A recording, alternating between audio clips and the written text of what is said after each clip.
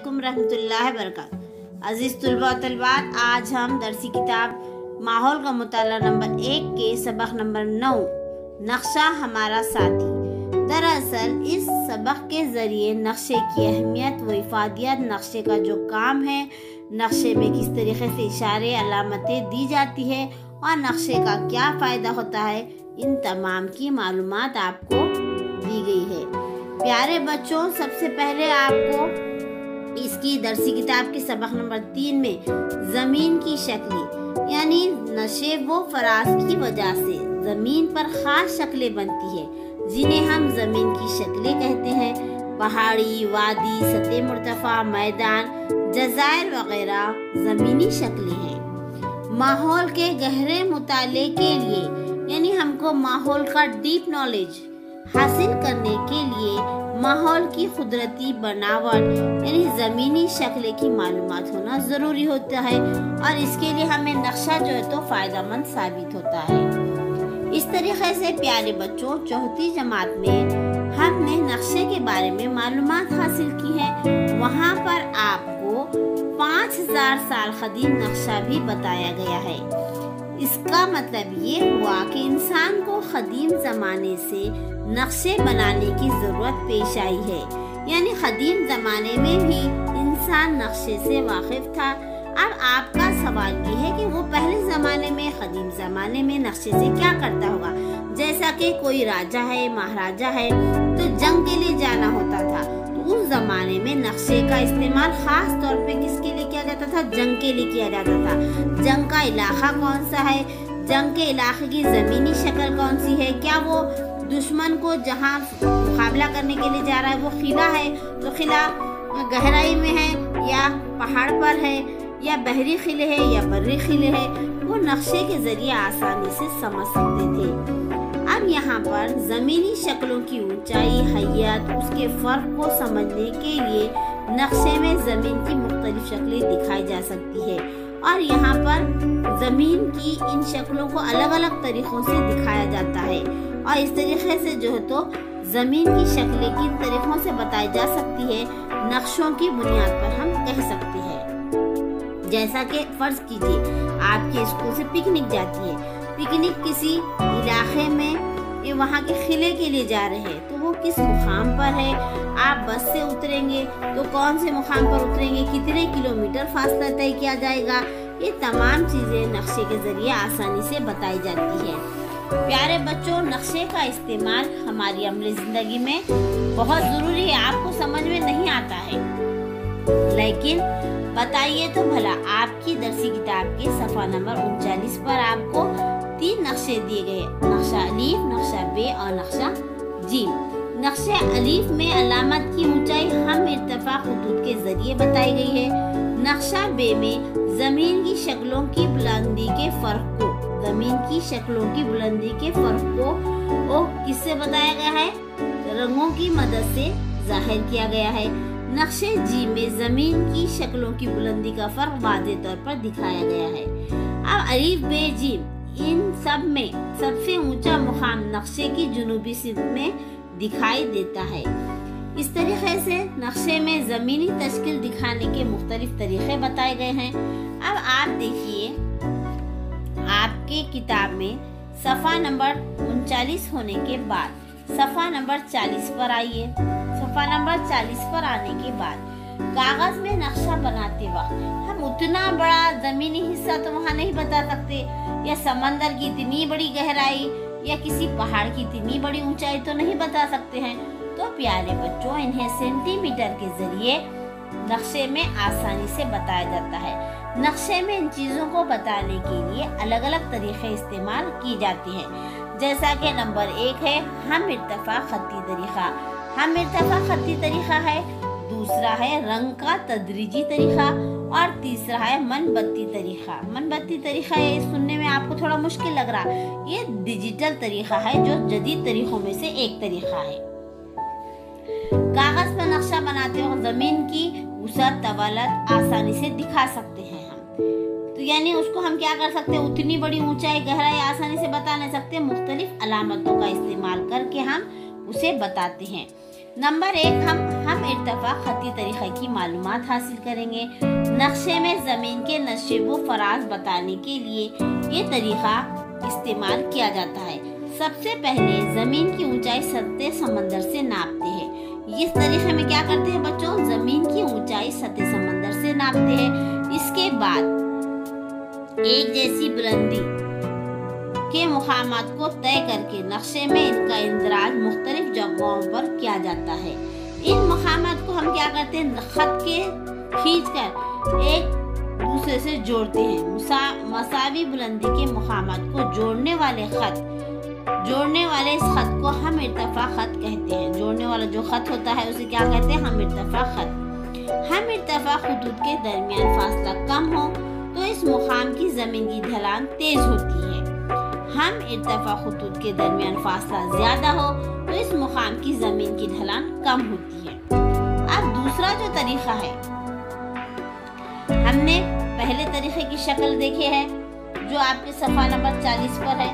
अब हम दूसरा तरीका रंग का तदरीजी तरीका देखेंगे। ये तरीका हम इर्तफा खत्ती तरीके पर मबनी होता है, लेकिन इस तरीके में हम इर्तफा खुतूत के दरमियान रंग भरते हैं, मुख्तलिफ कलर भरते हैं। हर रंग ऊंचाई, हर रंग क्या करता है, अब देखिए आपके इस किताब में यहाँ पर सफा नंबर 40 पर ही है ये रंग का तदरीजी तरीका। ये तरीका हम इर्तफा खुतूत पर मबनी होता है और इस तरीके में हम इर्तफा खुतूत के दरमियान कलर रंग का इस्तेमाल किया जाता है। हर रंग ऊंचाई की मुनासिबत से मुकर्रर किया जाता है। मसलन आबी हिस्सा बता रहे हैं हम तो नीला रंग इस्तेमाल करते हैं, जमीन के लिए गहरा रंग इस्तेमाल करते हैं और गहरा हरा रंग इस्तेमाल करते हैं। इससे ज्यादा बुलंद जमीन के लिए हल्का हरा और इससे भी ज्यादा बुलंद जमीन के लिए पीला, यानी मुख्तलिफ रंग दिए गए हैं। सामने दी हुई रंगों की जदवल का मुशाहिदा कीजिए। ऊंचाई यहाँ पर मीटर में दी गई है। दरअसल रंग का तदरीजी तरीका इस्तेमाल करके तैयार किए गए नक्शे में नक्शे की जानिब रंगों का इशारा या जदवल, जो रंग हम इस्तेमाल करें तो नक्शे में क्या करते हैं, उसका जदवल नक्शे की एक जानिब एक साइड में उसका जदवल दे देते ताकि समझने में आसानी हो। रंगों की आमेजिश में होने वाले फर्क और इसके मुताबिक जमीनी शक्लों का फर्क समझ में आसानी से आ सकता है। अब तीसरा जो तरीका है मनबत्ती तरीका, जो मनबत्ती खाका तैयार किया जाता है इस तरीके में, ये जदीद तरीन तरीका है। ये कौन सा तरीका है, जदीद तरीन तरीका है। इस तरीके में मसनूई सैयारों के जरिए मदद ली जाती है, जिनके जरिए मिलने वाले मालूमात का इस्तेमाल करके ये नक्शा बनाए जाते हैं। उसके अलावा इस तरीके का इस्तेमाल करके बनाए गए नक्शों में बुलंदी के मुकामात, जमीनी तश्कील में होने वाली तब्दीली वाज़ेह तौर पर नजर आती है। कंप्यूटर की मदद से इस नक्शे के हर नुक्ते की ऊंचाई देखी जा सकती है। इस वजह से इलाके की कुदरती तश्कील सही तौर पर समझ में भी आ जाती है। अब उसके बाद हम कुदरती नक्शों का इस्तेमाल करके फौजी मुहिम, सियाहत, कोहे पैमाई की राह मुतय्यन करने, माहौल की तरक्की की मंसूबा बंदी करने वगैरह जैसे उमूर के लिए इसका इस्तेमाल करते हैं। इसके बाद हमें ये देखना है सफ़ा नंबर 41 हो चुका है। 41 पर आइए, सफ़ा नंबर पेज नंबर कहाँ पर आना है, 41 पर आइए। दिमाग पर जोर दें। आप बोलेंगे इस चौकोर में 100, 200, 100, 200, 300 क्या लिखे हैं। इस चौकोर में अलग अलग ऊंचाइयों के मुकामात दिखाए गए हैं। इनमें हमें क्या करना है, मसावी बुलंदी के मुकामात को जोड़ना है। मसावी बुलंदी के मुकामात के नुक्तों को खत खींचकर हमने अगर जोड़ दिए तो आपने नक्शे में जमीन की शक्लें बताने का एक तरीका इस्तेमाल किया है। ये अमल मुकम्मल करते वक्त आपने क्या किए, जमीन की शक्लें बताने का एक तरीका इस्तेमाल करें। वो तरीका क्या है, इसका नाम बताइए। इसका नाम है प्यारे बच्चों हम इर्तफा खत्ती तरीका। इसके बाद हम आपको ये बताना चाह रहे हैं कि कई लोग नक्शे इस्तेमाल करते हैं। खाकी या नक्शे में अलग अलग इकाइयाँ दिखाई जाती हैं। इन इकाइयों को अगर अलग अलग तरीकों से बताया जाए तो खाका या नक्शा समझना मुश्किल हो जाता है। इसीलिए नक्शे में बताई गई इकाइयाँ सबको आसानी से समझ में आ जाए, इसके लिए अलामतों और इशारों का इस्तेमाल किया जाता है। इसके लिए क्या किया जाता है? अलामतों और इशारों का। कुदरती नक्शों का इस्तेमाल फौजी मुहिम सियासत के लिए इस्तेमाल करते हैं, बता दिया हमने।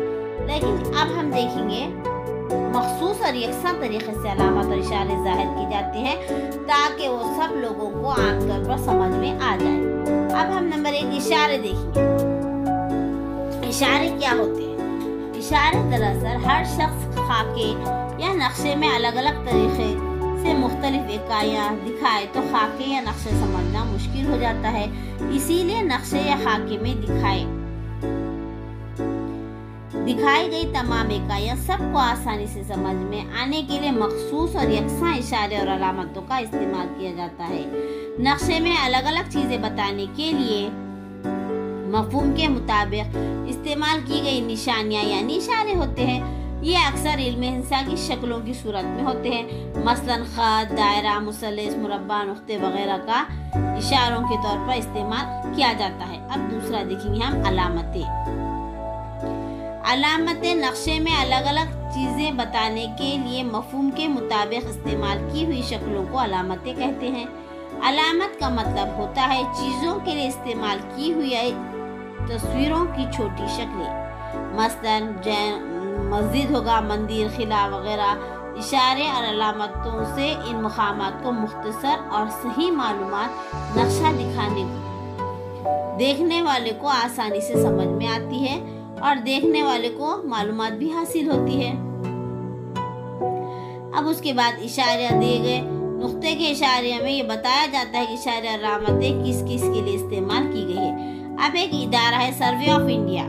ये भारत में नक्शे बनाने का मरकजी इदारा है। हम देखिए आपको बताते, क्या आप जानते हैं इसमें सर्वे ऑफ इंडिया जो है तो 1767 में ये इदारा कायम हुआ है। ये भारत में नक्शे बनाने का मरकजी इदारा है। इस इदारे ने मुख्तलिफ नक्शे बनाने के लिए मखसूस और यकसा इशारों और अलामतों का इस्तेमाल किया है। सेहत के लिहाज से ये नक्शे दुनिया भर में तस्लीम किए जाते हैं।